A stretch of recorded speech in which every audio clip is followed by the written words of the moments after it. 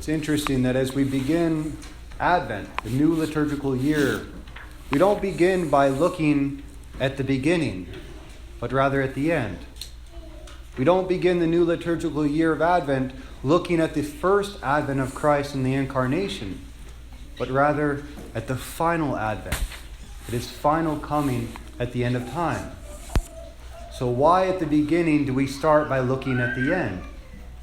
Well, the church is inviting us to take a very serious question to stand before us.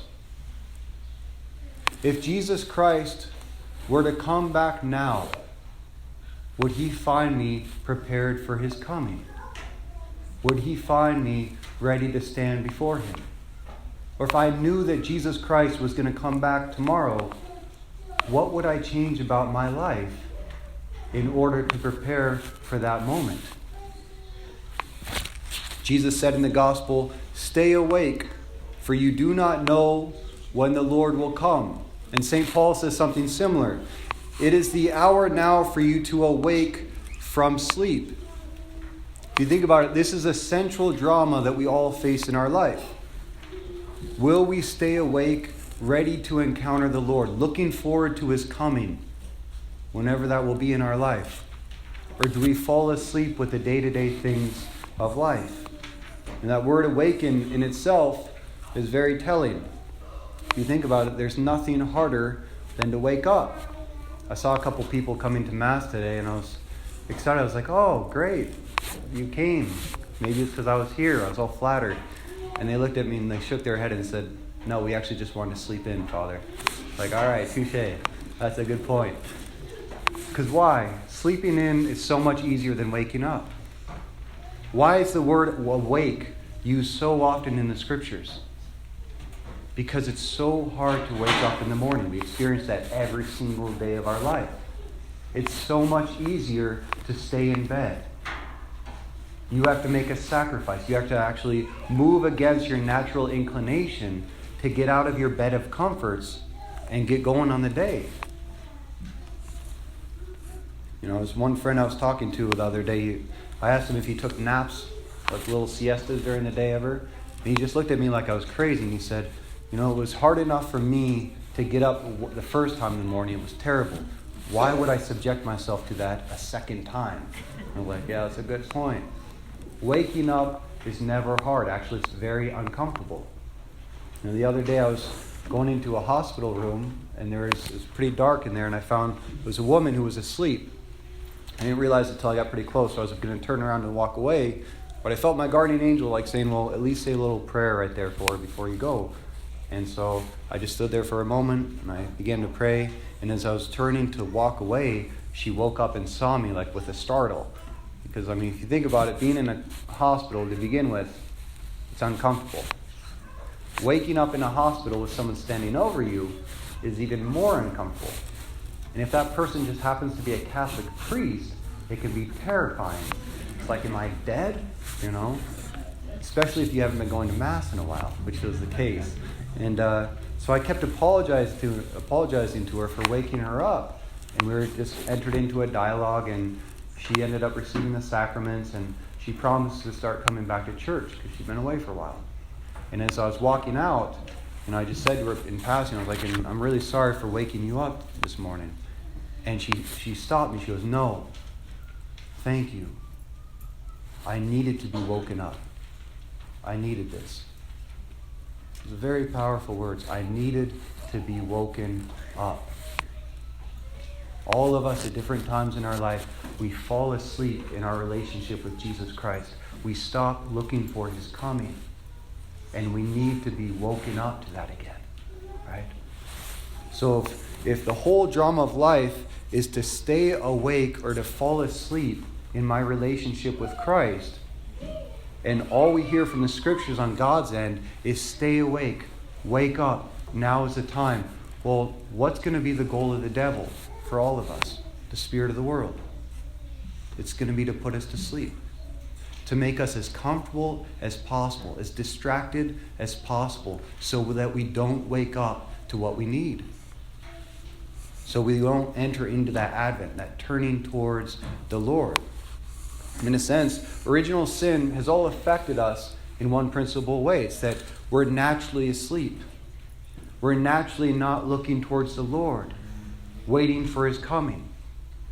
And so when Jesus Christ comes to save us by his incarnation, it's painful in the sense that at every conversion, I have to wake up to where I am and turn away.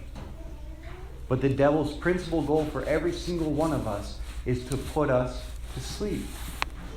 You know, in Aldous Huxley's book, The Brave New World, it was written early 20th century, long before internet, long before cell phones, computers, all those things. And he saw, this was during like the Nazi Revolution, right? And so the Nazis were using all this pain and force to make people obey them. But he said, there's coming in the world something worse than this. He saw a dystopian world that was principally characterized not by external force, but by an internal slavery, where people would be so distracted in life that they would become enslaved from within, not from outside. This is what he wrote. There would come a time when the government would no longer have to ban books because there would be no one who wanted to read them. The government would no longer have to suppress the truth because truth itself would be drowned in a sea of irrelevance. And it would no longer have to inflict pain on people in order to control them, but rather people would be controlled by inflicting pleasure. In other words, the governments would keep people so distracted, right? Distract them with joy, distract them with the pleasures of the world, so that they never have to think about their deeper potentialities. They would never have to think about their destiny. They would never have to think about what they'd be capable of if they woke up and rose against the internal tyranny. That's slavery from within. And that's the worst kind of slavery. Frederick Douglass, who's a former slave for many years, once wrote, "When a slave becomes a happy slave, he forfeits what makes him most human. I have found that to make a contented slave, it is necessary to make a thoughtless slave." And that is the goal of the devil in our life, to make us happy slaves, thoughtless slaves, contented slaves, so that we no longer try to go after that great destiny that we have in Jesus Christ. We are all in a war against that sleep of death. And it's very uncomfortable at times to convert, to turn towards the Lord, because our natural disposition is to stay in bed, to stay comfortable. Also, Harriet Tubman freed many slaves. She once said, "I freed 1,000 slaves in my life, and I could have freed 1,000 more, if only they knew that they were slaves." Can you imagine Harriet Tubman going to these different people, been enslaved their entire lives, were born into it, and telling them, there's freedom on the other side, and I can get you there. And she said thousands of them wouldn't follow her. They just said, this is life, this is what it is, and I'm okay. They didn't even realize that they were enslaved. And they weren't willing to go through the suffering that conversion would entail. Well, that's what Jesus Christ does for us. Every single one of us, especially in the incarnation. He comes to set us free. But we have to be willing to respond. And so in a sense, Advent, the time of turning towards the Lord, it's a time to ask ourselves, what are the things in my life that are putting me to sleep? Besides Father Nathan's homily. Woke you up. What are the things in my life that might be enslaving me? In other words, keeping me so connected to this world that it's keeping me from turning towards the Lord. It's like those things that I can't let go of to enter into a deeper relationship with Christ. Whether it be like I need my cell phone on me at all times, or I need to have music in my car all the time. I need to have some sort of noise always coming around, or I need to watch TV every night. These make thoughtless slaves. These make happy slaves. And it takes pain to turn away from that. The incarnation of God is all about God breaking into our world in order to set us free. And we ourselves waking up out of our slumber, realizing the destiny, the potential that we have in Him, and turning back to follow Him. It's that double turning. God turning towards us and coming to us in the incarnation, and we awakening from our slumber and turning back to Him. So one of my favorite images of that, have you seen The Matrix? Many people see The Matrix? Matrix is a real incarnational theme because everyone's being put to sleep, everyone's being harvested, and they're living in a world that isn't really real, right? And the whole goal of those who've been brought out of the Matrix is to save those who are still in the Matrix and don't realize it, which is very hard. Right? But at one point, Morpheus, he's chained, if you remember, it's kind of at the end, he's handcuffed in the top of a skyscraper. And Neo breaks into the Matrix in order to set him free. But Morpheus is sedated up there, so he's kind of in a slumber, and his hands are handcuffed in his back. And Neo comes out on a helicopter, and he shoots out all the windows. And Morpheus has to break the chains that are holding him to the chair, and he has to raise up out of his slumber, and he has to go and jump out the window. But he's not strong enough. And so Neo, at the same time, jumps out of the helicopter. That beautiful scene where they meet just halfway. And Neo's, hanging on by the rope, and then they're able to pull him out together. That's an image of Advent. That double turning where Christ breaks into our matrix, breaks into our world to set us free. But we ourselves have to enter into it too. We have to be willing to wake up out of our slumber, to break the chains that bind us and jump towards Him. That mutual turning towards one another. So with that, I just invite you to make 2 resolutions this Advent. Because how many Advents have we allowed just to pass us by in life? I didn't even know what Advent meant until I was studying to be a priest. So I could count at least 20 of them. I didn't even enter into it. To make 2 resolutions for Advent. To let go and to grab onto. Make a resolution to maybe let go of one thing and set it on the other side of Christmas.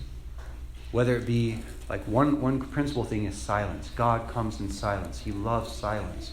So it's like I'm not going to listen to any music in the car. Or I'm not going to use my cell phone or social media or television after 8 o'clock at night. It'll be in silence. I saw some faces like, oh no.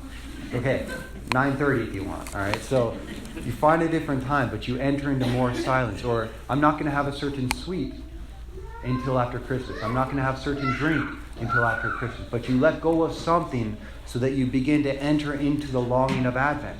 And every time you want that thing, you can ask yourself, why am I not having that? Because it's not Christmas yet. I'm longing for the coming of Christ. And we only let go of something in the world, never for the sake of just letting it go. It's always so we can grab on to another. So you let go of whatever's keeping you from your relationship with Christ. And then pick one thing to grab onto this Advent to draw you deeper into a relationship with Christ. And that can be many different things. It'll be different for every person. It could be, okay, I'm going to pray the rosary every single day. If you're already doing the rosary, I'm going to pray the rosary with my family every single day. Or at least a decade of the rosary as a family every single day. Or I'm going to read a book on Advent. What Advent means. Little meditations every single day. A really beautiful one. Come by and make a visit to the chapel. Even once a day. When the doors is locked, you'll see so many pictures of saints in the past. Images of them kneeling in front of churches. They would just go and they kneel in the front because the church was locked. But they knew Jesus Christ was present in the Eucharist inside the church. And so they just kneel there and talk to Him for 5 minutes. They're like, just stop by the church, say hello to Christ, long for Him, or go to confession. That's a beautiful one. Allow Christ to come into you in a pure, clean house this Advent. Something like that. Give up a sweet. Give up coffee. Don't give up coffee. It's supposed to be a joyful sacrifice. And if you give up coffee, you'll end up looking like the Scrooge or the Grinch by the time Christmas actually came. So it's something small that doesn't take the joy away from Advent, but helps you enter into the longing. So Advent is a time to wake up. It's a time of our liberation. Christ is coming to set captives free. And the first question that the church is asking us to meditate on is, if Jesus Christ came back today, would he find me awake? Would he find me ready to encounter him? And if not, what's one little thing I can change to get me that much closer, that much more prepared? And every single time we come into this church, it's a mini Advent. It's a micro Advent, a micro Christmas, a micro incarnation. Because every single one of you had to turn away from the world to come in here today. Every single one of you had to make a sacrifice to come here and turn towards the Lord. And when you do that, you find Jesus Christ adventing towards you. God coming to meet you right here on the altar, body, blood, soul, and divinity in the Holy Eucharist. This is what our whole life is about. Over and over again, turning to meet Christ right here where he comes to find us. And if he comes to you and finds you awake and ready to encounter him in the Eucharist today, then you can trust that he will find you ready to meet him, awake and ready when he comes at the end of time.